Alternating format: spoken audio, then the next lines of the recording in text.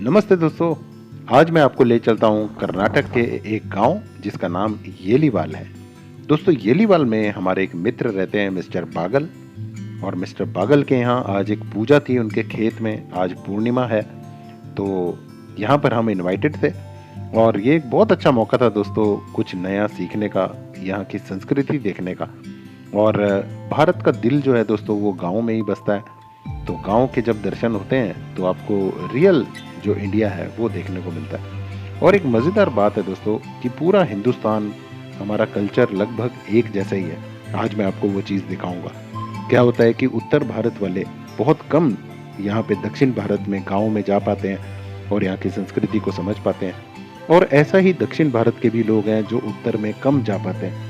तो आइए हम चलते हैं येलीवाल। हम लोग पहुंच गए बागल सर के खेत में। नमस्कार बागल सर, नमस्ते। कैसे हो? आज ये मौका मिला आपके खेत में आने का। ये क्या रहता है प्रोग्राम आज के दिन? ये शीगे हुन्नी में। श्रीगी होनी शीगे सीगे हुन्नी में। अच्छा, सीगे होनी में मतलब अपने खेत पे हम लोग पूजा करते हैं। पंच पांडव। हाँ, पंच पांडव पूजा। अच्छा, पांडवों की पूजा होती है। पूजा। अरे वाह, वो सामने आपका ये है पूजा स्थल। हाँ, वो उधर क्यों गए? दोस्तों देखिए कितना खूबसूरत दोस्तों। ये दृश्य है। सामने पूजा स्थल है और परिवार जो है पूजा की तैयारियों में है। ये मेरा खेत है। हाँ, ये बागल सर का खेत है। किसमें क्या लगाते हैं? सोयाबीन है। सोयाबीन। कडली। अच्छा, कडली।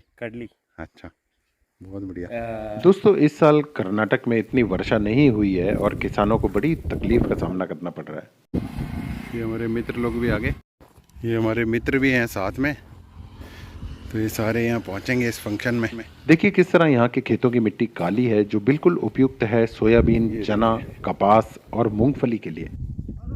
चने लगे हुए हैं दोस्तों खेत में, लेकिन इस बार कर्नाटक में बारिश नहीं हुई है, तो इस बार थोड़ा सा हालत ख़राब है। और पहले मूंगफली लगी थी, तो ये थोड़े थोड़े मूंगफली के दाने भी दिख रहे हैं। ये सभी दोस्त लोग इनवाइटेड हैं यहाँ। ये बागल सर हैं और ये देखिए सारे मित्र इकट्ठे हो गए। तो ये 5 पांडवों की पूजा होती है खेत पर ही, और सारे परिवारजन मिलके थोड़ा पतंगबाजी करते हैं और तरह तरह के खाने बना के खाते हैं देवता की पूजा के बाद। ये हमारे मित्र सोनाराम जी हैं। और देखिए यहाँ फसल अवशेष किस तरह से स्टोर किए जाते हैं। और ये कचनार का पेड़ लगा हुआ है दोस्तों। यहाँ पर दशहरे पे इसके पत्ते जो हैं सोना समझ के आपस में बांटे जाते हैं। ये पांडव पूजा होती है।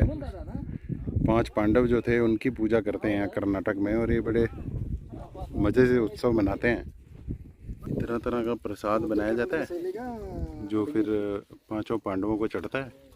और ये भूमि में देखिए किस तरह से एक खड्डा करके इसके अंदर लक्ष्मी जी की स्थापना होती है और उनको भोग लगाया जाता है। फिर सारे परिवार और मित्रगण मिलजुल के प्रसाद खाते हैं। कितनी समानता है दोस्तों उत्तर और दक्षिण भारत में, देखिए आप खुद ही। सोनाराम जी, आप तैयार हो गए हैं? सोनाराम जी, आप तैयार हो एकदम?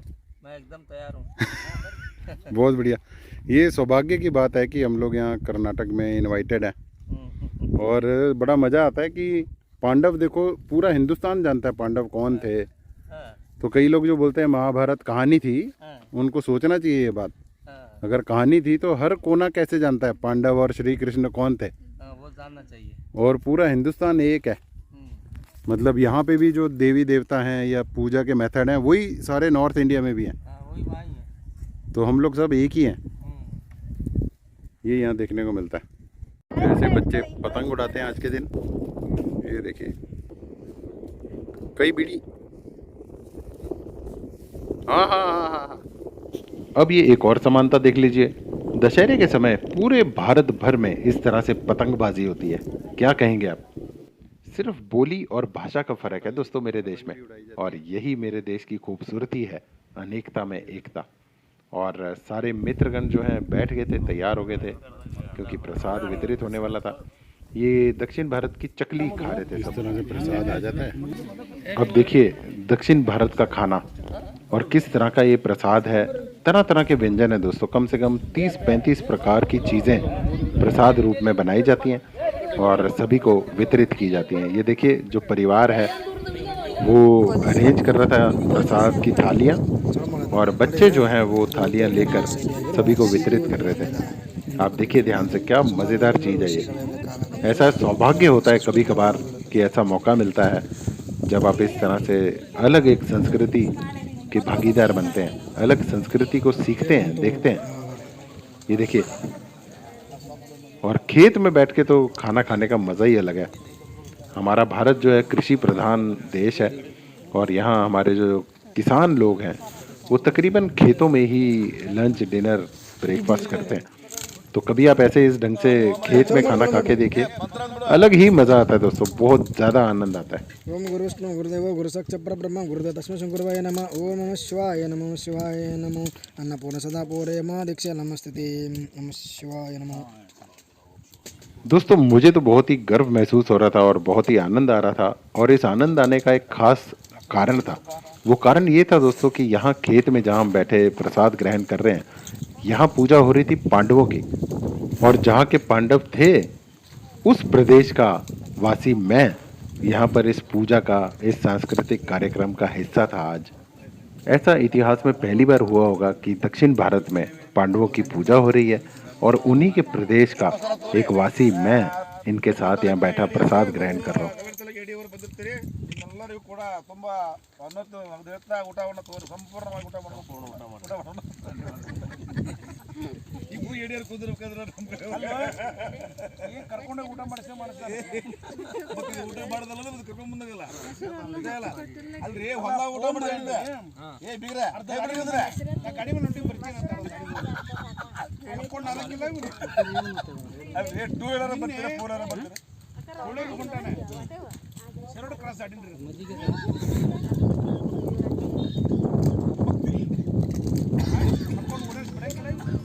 ये हमारे बागल सर के साथ बैठे थुप्पत गौड़ा जी थे, जो सभी के साथ हंसी मजाक कर रहे थे।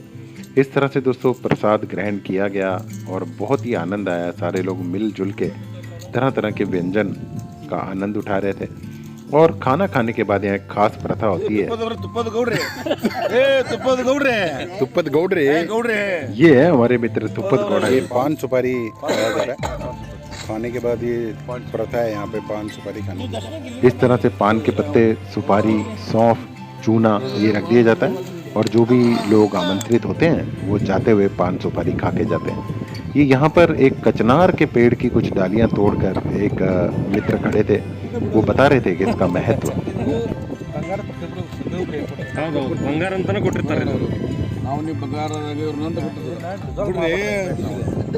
ये बता रहे थे कि दशहरे के वक्त इस पेड़ की पत्तियां जो हैं सोने के रूप में एक दूसरे को बांटी जाती हैं। बागल सर हमारे साथ खेत के बाहर तक आए छोड़ने। तुप्पत गौड़ा जी।